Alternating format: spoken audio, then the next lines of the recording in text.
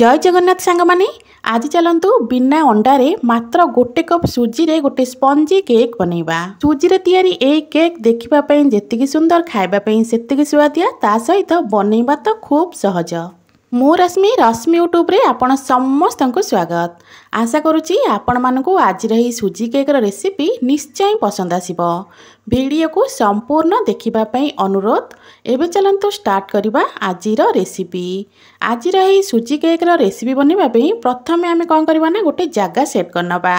तो ये देखि पड़थिबे गोटे छोट ताटिया मु सेट कर नेछि। सब जिंस को आमे एई ताटिया रे मापिक नबा। प्रथमे एई ताटिया रे आमे नै जिबा गोटे ताटिया सुजी। तो एठी आपण माने सरू दाना हो कि मोटा दाना जहाँ सुजी भी आपण मानक पाखे थिबो सेई सुजी को नै परिबे।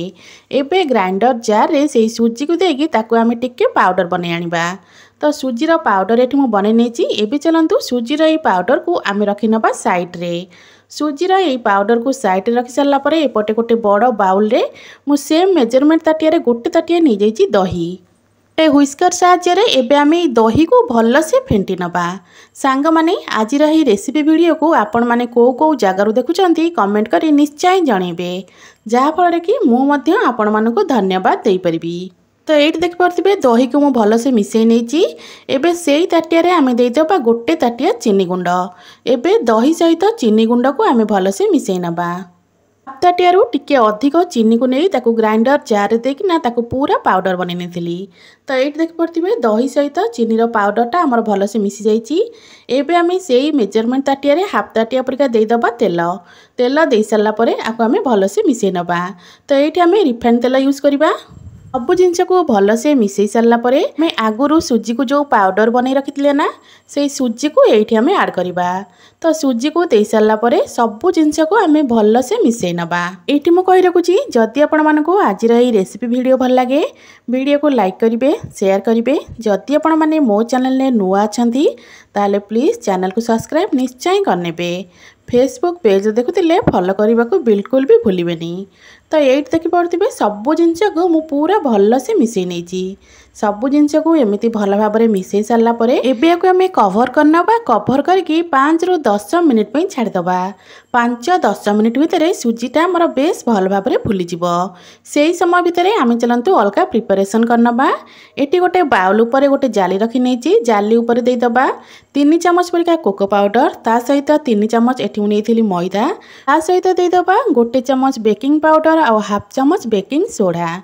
बेकिंग पाउडर बेकिंग सोडा मैदा और कोको पाउडर दे सारला परे आकु आमे एमिति टिके चलै नबा। तो सब जिनस को चलै सारला परे एठी हम सुजी देखि परथिबे बढ़िया भाव में फुली जाइछि और पूरा सुखा सुखा हे आसलानी। एबे आमे जो कोको पाउडर और मैदार मिश्रण को एई सुजी रे दे दबा। एबे यही सब जिनस को आमे मिसेइबा। तो मिसेला वाला ये देखि पड़थिबे बैटरटा पूरा सुखा सुखा अछि। एबे यही बैटर रे आमे ऐड करिबा क्षीर। तो एठी मु गोटे मेजरमेंट कप रे मापिकी गोटे कप रूम टेम्परेचर रा क्षीर नैथिली। तो एठी ठंडा क्षीर बिल्कुल भी यूज करिबेनी। रूम टेम्परेचर रा क्षीर गोटे कप दे सारला परे अल्प एठी आमे दे दबा वैनिला एसेंस। सब जिनस दे सारला परे एबे को हमें 3-4 मिनिट पर्यंत भल से टिके फेंटी नबा। जहा फल कि केकटा हमर पूरा स्पंजी बनिबो। तो ये बैटर कंसिस्टेंसी देखि पड़थिबे एमिति ही रखिबे। जदि आपण मानकर बैटर आठु टिके गाढ़ा लागुथिबो तो यही जगह रे आ अल्प टिके क्षीर आपण माने देई परिबे। तो मोर बैटर कंसिस्टेंसी एठी पूरा परफेक्ट अछि। एपटे गोटे केक टिन रे अल्प टिके तेल देई ताकू भल भाव में सेट करी मु रखिथिली। एबे ई सुजीर बैटर को आमे ई केक टिन रे देई दबा। केक तो आपण माने घरे अनेक थर बनैथिबे। सुजीरु तैयारी एई केक को घरे निहाती थरे ट्राई करिवे। पिला मानकु एई केकटा निहाती पसंद आसीबो। तो एठी सुजीर बैटर सब दे सारला परे एबे आमे कोन करिबा ना एई केक टिन को हल्का टिके टैप करनबा। जहा फल कि भितर जहा भी एयर बबल्स थिबो सब भल से सेट हे जिवो। ये मु ए केक टिन को हल्का टिके टैप कर नौची। एपटे गैस उपर गोटे कड़ई बसी नहीं गरम होगा कड़ई आमर भल भाव में गरम होती। एबे केक टिन को कड़े रे दे दबा। एबे ताको आमे कवर करनबा। कवर करके 30 रु 35 मिनिट पर्यंत छाड़िबा। 30 रु 35 मिनिट रे हमर केकटा पूरा बढ़िया भाव में हो 30-35 मिनिट पर आपन थरे चेक करिवे। जदि केक न होइथिबो आउ 5 रु 10 मिनिट पर्यंत आकु छाड़नबा।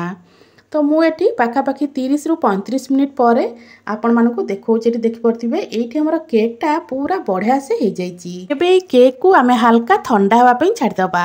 केक आमर ठंडा हो सारा पर तो ये देखि पड़थिबे केक्र साइड सब ऑटोमेटिक अलगा हो तो केक को किसी भी अलगा करवा दरकार नहीं।